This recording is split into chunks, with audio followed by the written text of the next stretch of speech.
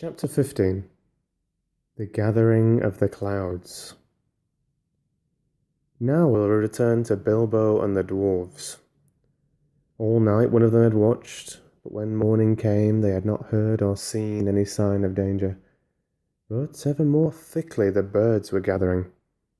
Their companies came flying from the south, and the crows that lived still about the mountain were wheeling and crying unceasingly above.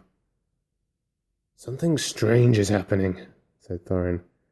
"The time has gone for the autumn wanderings, and these are birds that dwell always in the land.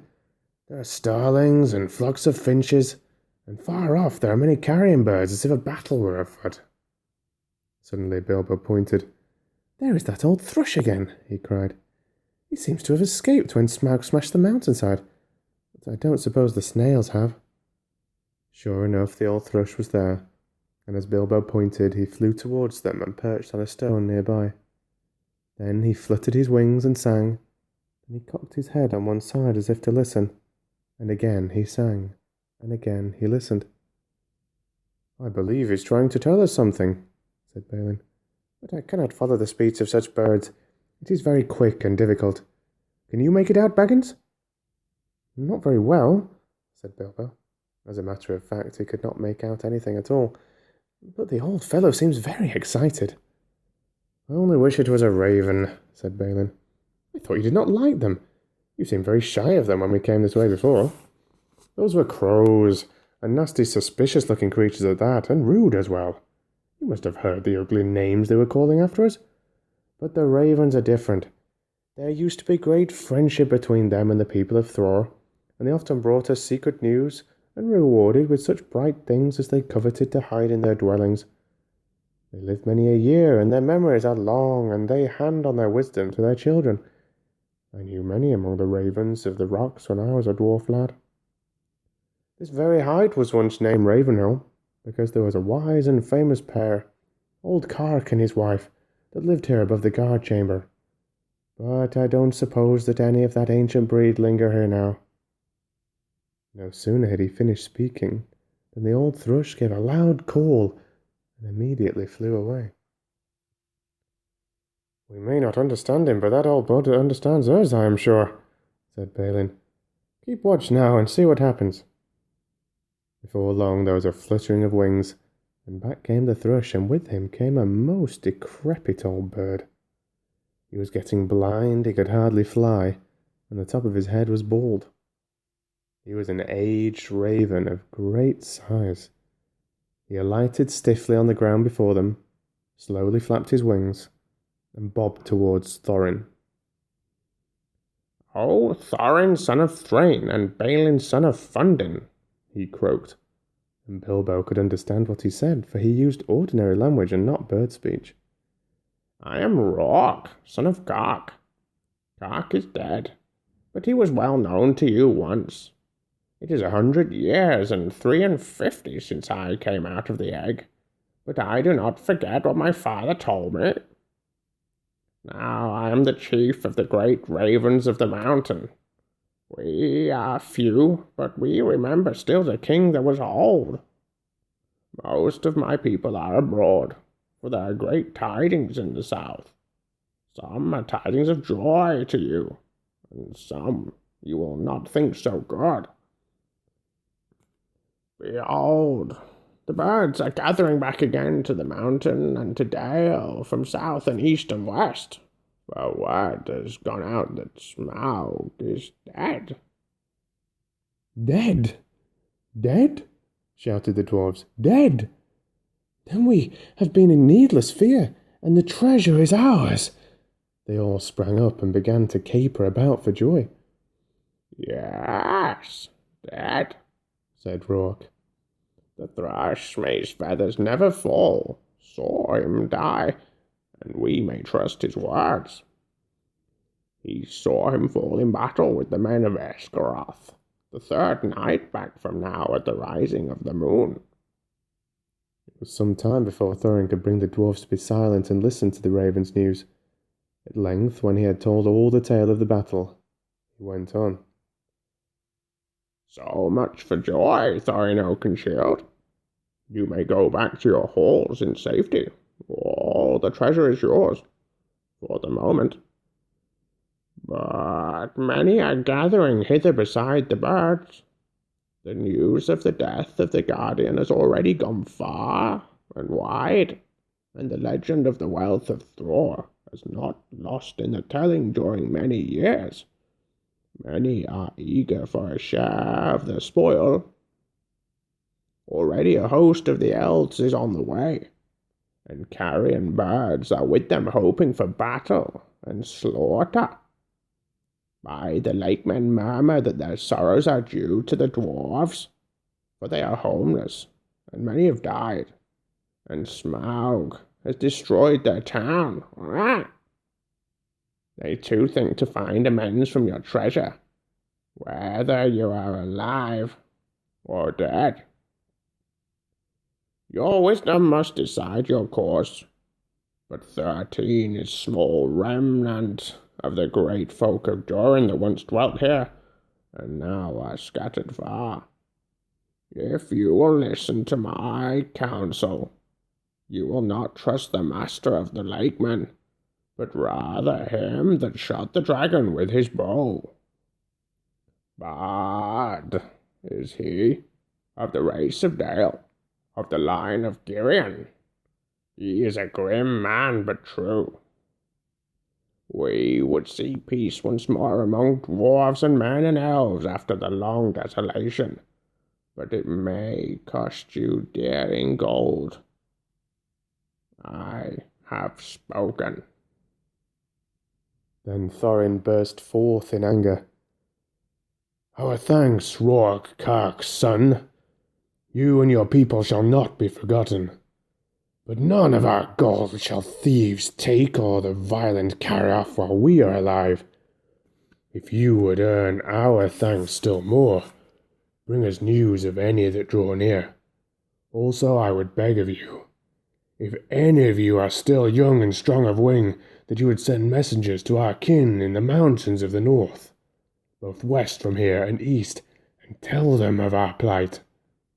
But go specially to my cousin, Dane in the Iron Ales, for he has many people well armed, and dwells nearest to this place.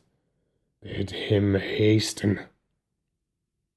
I will not say if this counsel be good or bad, croaked Rourke, but I will do what can be done.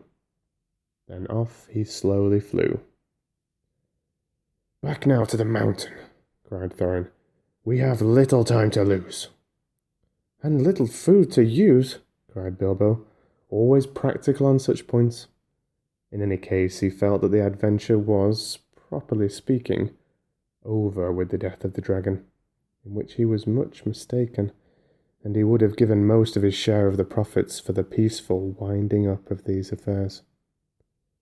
Back to the mountain, cried the dwarves, as if they had not heard him. So back he had to go with them. As you have heard some of the events already, you will see that the dwarves still had some days before them.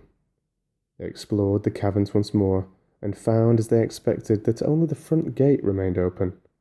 All the other gates, except of course the small secret door, had long ago been broken and blocked by Smaug, and no sign of them remained.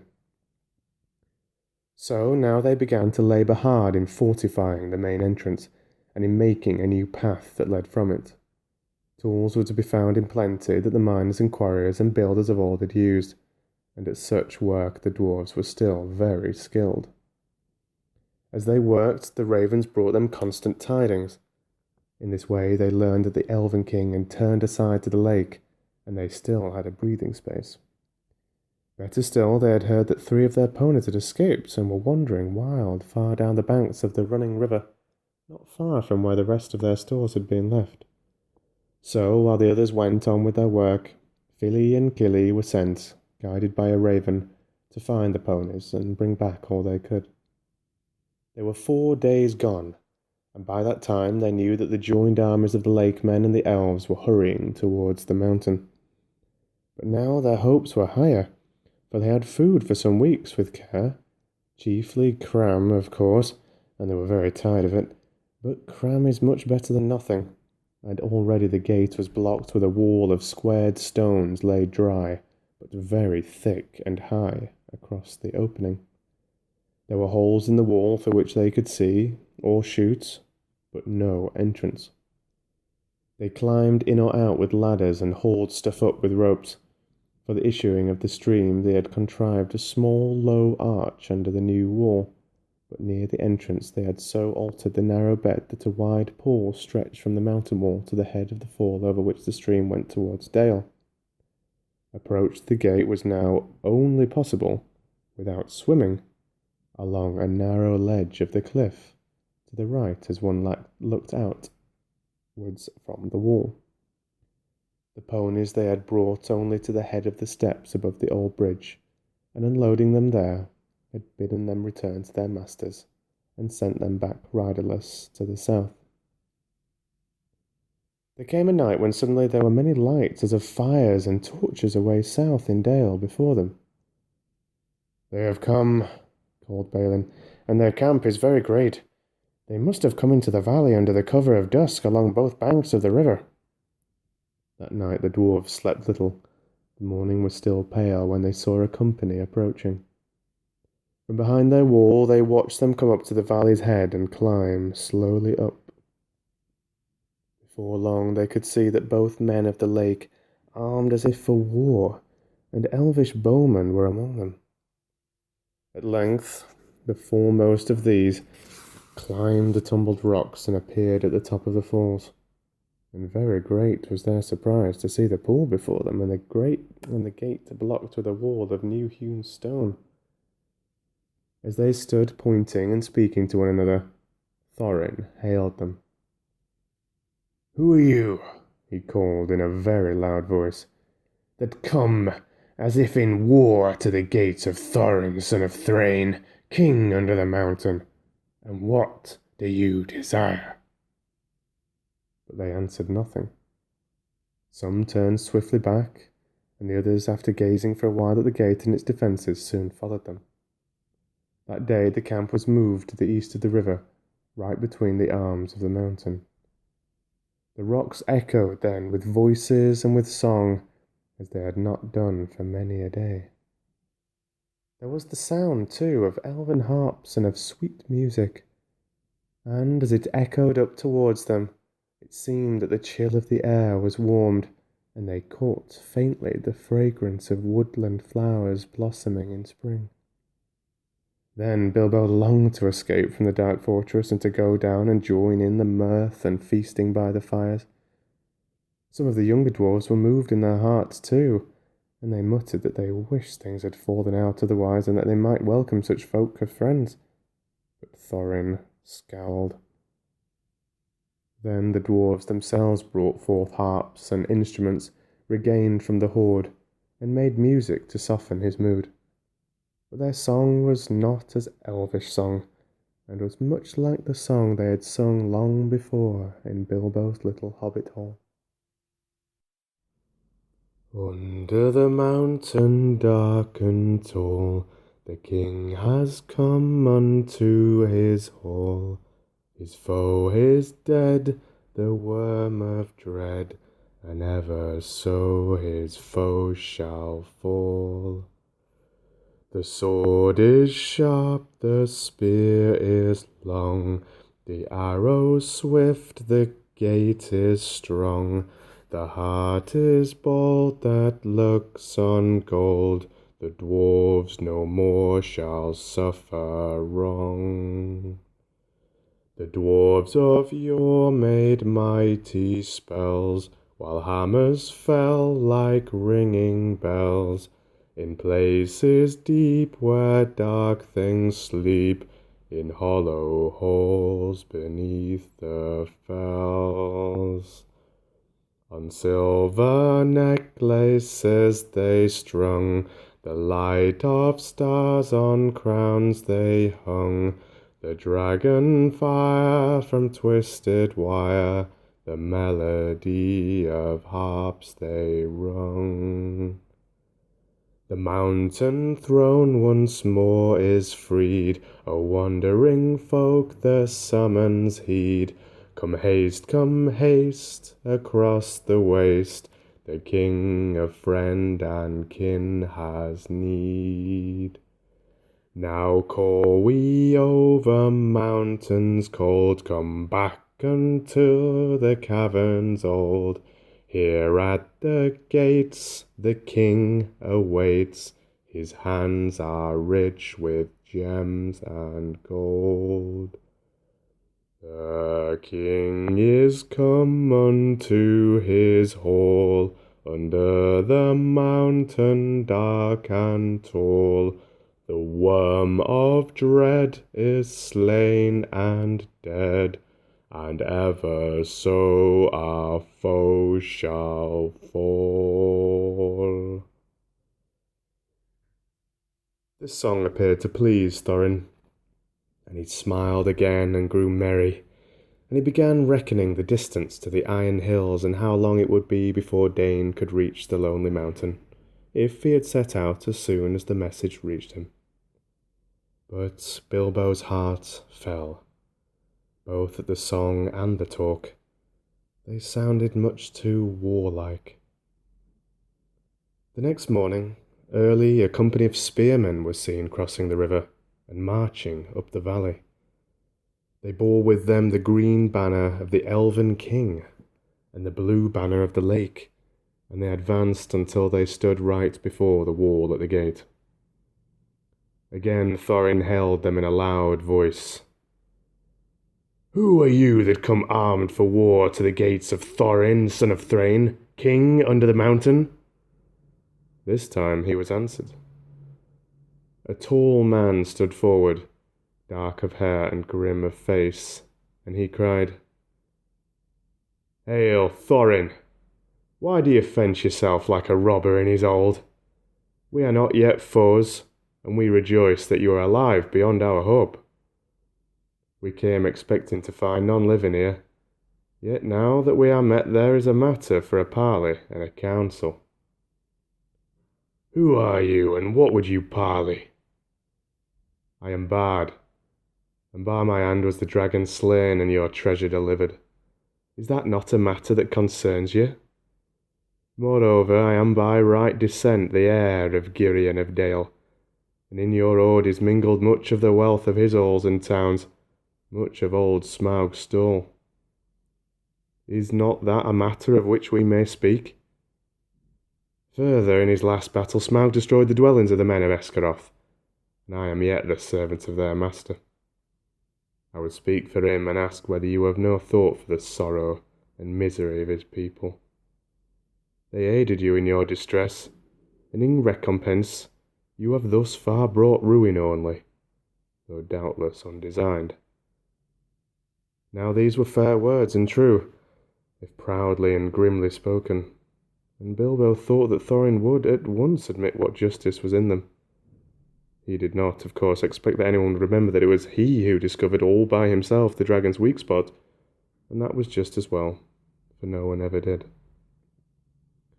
But also he did not reckon with the power that gold has upon which a dragon has long brooded, nor with dwarfish hearts. Long hours in the past days Thorin had spent in the treasury, and the lust of it was heavy on him. Though he had hunted chiefly for the Arkenstone, yet he had an eye for many other wonderful thing that was lying there, about which were wound old memories of the labours and the sorrows of his race. "You put your worst course last, and in the chief place," Thorin answered. "To the treasure of my people no man has a claim, because Smaug, who stole it from us, also robbed him of life or home. The treasure was not his, that his evil deed should be amended with a share of it. The price of the goods and the assistance that we received to the lake men you will fairly pay in due time. But nothing will we give, not even a loaf's worth, under threat of force.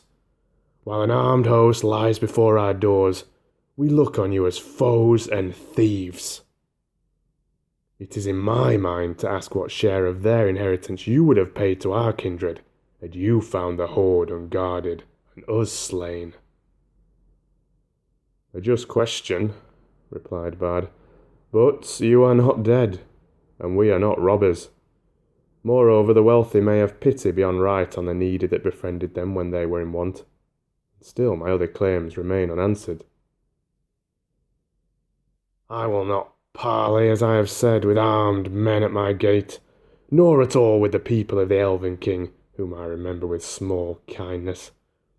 In this debate they have no place. Begone now, ere our arrows fly, and if you would speak with me again, first dismiss the elvish host to the woods where it belongs, and then return, laying down your arms before you approach the threshold. The Elven King is my friend, and he has secured the people of the lake in their need, though they had no claim for friendship on him, answered Bard. We will give you time to repent your words. Gather your wisdom ere we return. Then he departed and went back to the camp.